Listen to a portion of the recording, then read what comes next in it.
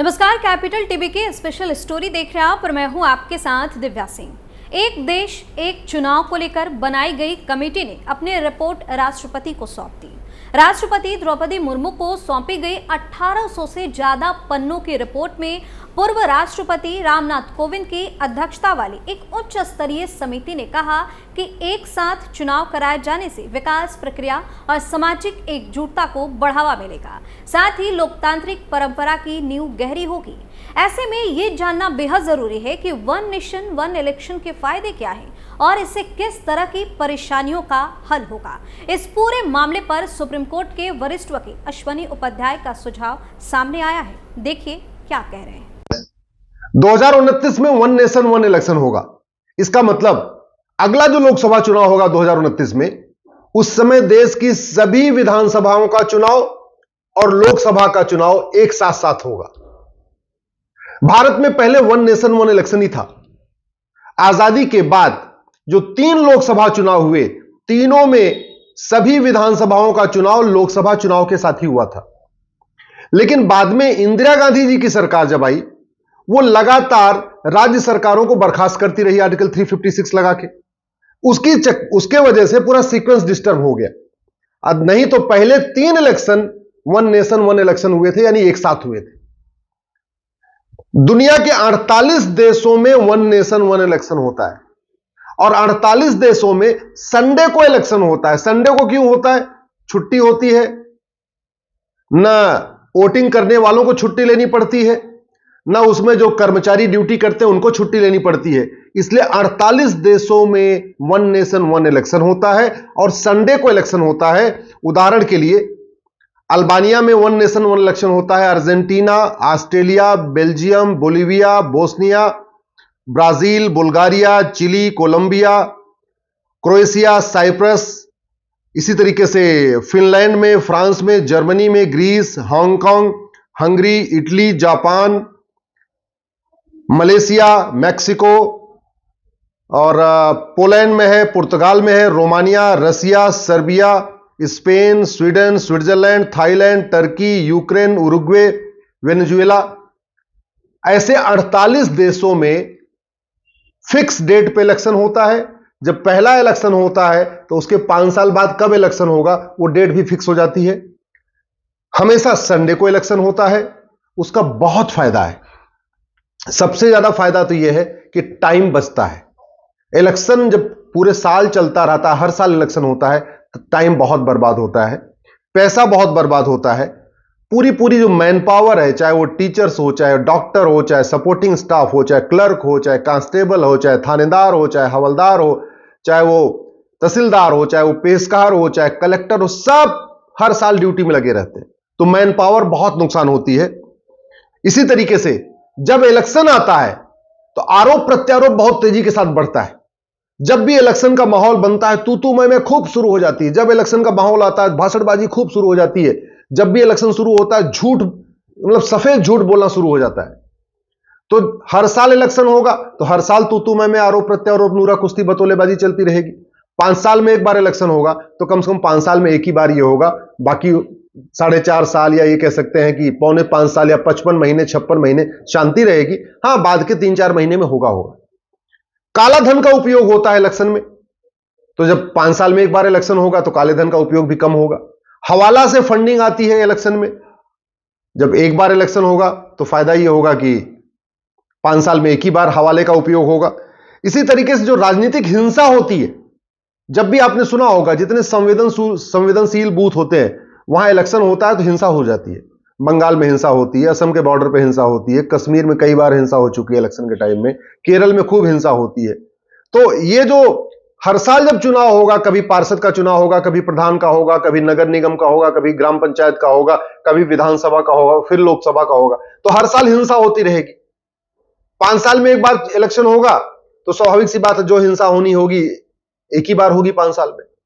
तो जातिवाद का जहर भी कम घुलेगा।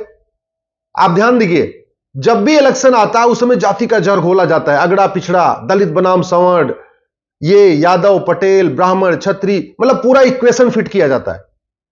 5 साल में इलेक्शन होगा तो कम से कम 55 महीने तक जातिवाद का जहर नहीं घोला जाएगा। पांच महीने जातिवाद का जहर घोला जाएगा। जब भी इलेक्शन आएगा भाषा का जहर घोला जाएगा। हिंदी, तमिल, बंगाली, बिहारी, गुजराती सब अपनी अपनी बात करते हैं भाषाओं की, तो कम से कम 55 महीने भाषावाद का जहर भी नहीं घोला जाएगा। इलेक्शन आता है, क्षेत्रवाद का जहर शुरू हो जाता है। अगड़ा पिछड़ा, साथ साथ ये भी शुरू हो जाएगा, गुजराती, बंगाली, बिहारी, बुंदेलखंड, पश्चिम, ऐसे ऐसे नए नए जुमले गढ़े जाते हैं, तो उस पर भी रोक लगेगी। इसका मतलब हुआ वन नेशन वन इलेक्शन से जातिवाद भी कम होगा, भाषावाद भी कम होगा, क्षेत्रवाद भी कम होगा, कट्टरवाद भी कम होगा। वन नेशन वन इलेक्शन से काले धन का उपयोग भी कम होगा, हवाला की फंडिंग भी कम होगी। वन नेशन वन इलेक्शन से टाइम भी बचेगा, मैन पावर भी बचेगी। स्कूल कॉलेज, स्कूलों में छुट्टियां हो जाती हैं, क्यों? क्योंकि सब ज्यादा टीचर्स की ड्यूटी लगती है इलेक्शन में। तो जो हर साल टीचर की ड्यूटी लगती रहती है वोटर आईडी अपडेट करने में, उसमें भी वो भी नहीं होगा, तो टीचर कम से कम स्कूल में पढ़ाएंगे। इलेक्शन सामान्यतया स्कूलों में होता है, तो जब भी इलेक्शन होता है स्कूलों की छुट्टी हो जाती है, स्कूलों की छुट्टी होना बंद हो जाएगी। तो अनेक फायदे हैं। देश भारत में वन नेशन वन इलेक्शन के एक नहीं, कम से कम 10 फायदे हैं। अब ये होगा कैसे? वन नेशन वन इलेक्शन करने के लिए संविधान के 6 आर्टिकल्स में आपको बदलाव करना पड़ेगा।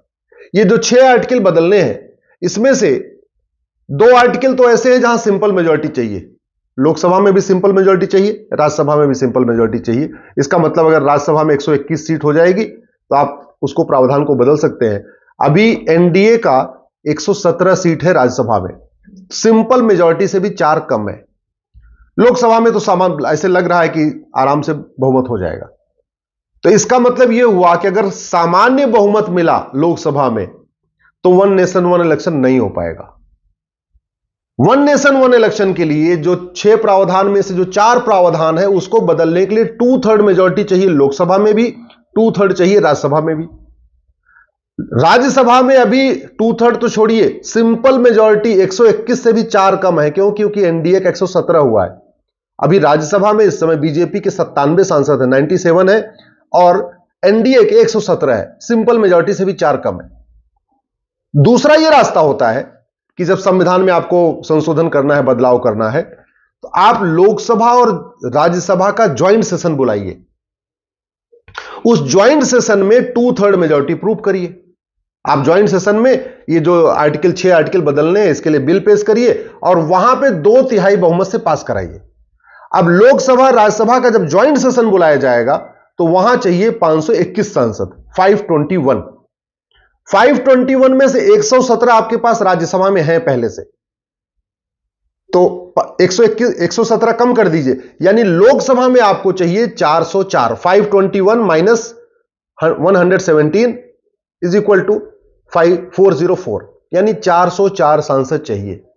तो अब की बार अगर 400 पार होगा तब तो वन नेशन वन इलेक्शन होगा। अब की बार अगर 400 पार नहीं हुआ, 404 मतलब मिनिमम 404 चाहिए। 404 का मतलब राजीव गांधी जी को 1984 में जितनी सीट मिली थी, राजीव गांधी जी को 1984 में 404 सीट मिली थी। हालांकि उन्होंने उसका कोई फायदा नहीं, उसका उल्टा नुकसान किया। उन्होंने सिटीजनशिप एक्ट को बदला, असम में घुसपैठियों 60 लाख घुसपैठियों को नागरिकता दे दिया, बांग्लादेशियों को।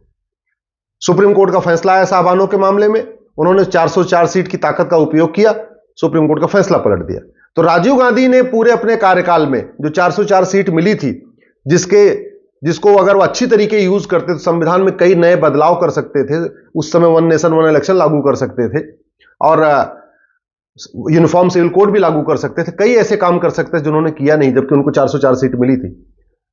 अब लेकिन अगर हम चाहते हैं कि वन नेशन वन इलेक्शन हो तो आपको टोटल चाहिए 521 ज्वाइंट सेशन में, 521 में से राज्यसभा में आपके पास 117 है, तो लोकसभा में चाहिए 404। वन नेशन वन इलेक्शन कराने के लिए one nation one police code भी होना चाहिए, क्योंकि अभी जो पुलिस और राज्यों के अधीन है, मान लो राज्यों ने हाथ खड़ा कर दिया, जी हम तो अपनी पुलिस नहीं दे पा रहे, हमारे साथ दिक्कत है, तो क्या करना होगा? ये जो पुलिस और लॉ एंड ऑर्डर है ना, अभी वो संविधान के वो स्टेट लिस्ट में है, वो राज्य के अधीन आता है। उसको कॉन्करेंट में लाने के लिए भी आपको संविधान में संशोधन करना पड़ेगा, शेड्यूल 7 को बदलना पड़ेगा। शेड्यूल 7 को बदलने के लिए भी 2/3 बहुमत चाहिए लोकसभा राज्यसभा में, तो यानी one nation one police code के लिए भी 404 चाहिए लोकसभा में। वन नेशन वन इलेक्शन के लिए भी 404 चाहिए लोकसभा में, one nation one police code के लिए भी 404 चाहिए लोकसभा राज्यसभा में, और one nation one administrative code लागू करने के लिए भी आपको 404 चाहिए लोकसभा राज्यसभा में। तो वन नेशन वन इलेक्शन के लिए one nation one police code होना चाहिए, one nation one administrative code होना चाहिए, तब जाके one nation one election effectively लागू हो पाएगा।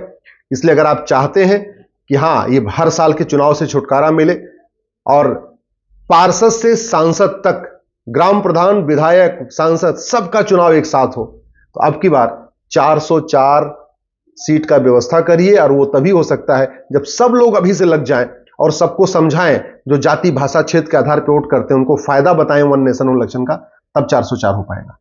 तो सुप्रीम कोर्ट के वरिष्ठ वकील ऐश्वर्य उपाध्याय का कहना है कि 2029 में वन नेशन वन इलेक्शन होगा और इससे चुनाव के समय हिंसा कम होगी, जातिवाद का जहर भी कम घोला जाएगा, काले धन का उपयोग भी कम होगा, हवाला की फंडिंग भी कम होगी, टाइम भी बचेगा और भी कई तरह की समस्या का समाधान होगा।